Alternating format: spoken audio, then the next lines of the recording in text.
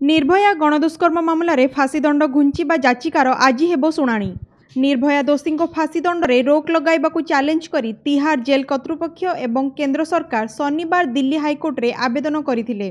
Court निजर निष्पत्ति को रविवार सुरक्षित रखिथिले। दिल्ली हाईकोर्ट केंद्र सरकार आवेदन को नहीं आज तांकर फैसला शुणाइबे। जस्टिस सुरेश कुमार केत केंद्रर निवेदन शुणिबा परे रविवार निजर शुणाणी को मंजूरी देइथिले। पूर्वरु निम्न अदालत एही 4 जण दोषी फाँसी को आगामी आदेश पर्यंत स्थगित रखिथिले। निर्भया गणदुष्कर्मर समस्त 4 अभियुक्तों को प्रथमे जनवरी 22 और परे फेब्रुआरी 1 रे फाँसी दिया जिबा पई दिन धार्य करा जायथिला। आईनर सहारा नहीं एही दोषी माने तारीख घुंचाइबारे सफल होइथिले। एहा विरोध रे केंद्र सरकार दिल्ली हाईकोर्टर द्वारस्थ होइथिले।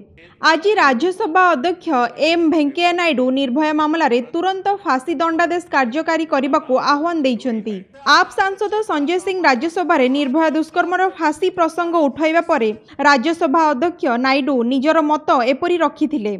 अन्यपटे निर्भया को न्याय मिलिबा पई बिहार किछि किन्नर निजर उद्वेग प्रकाश करी मंदिर सम्मुखरे तांडव नृत्य करी न्याय भिक्षा करिसंती।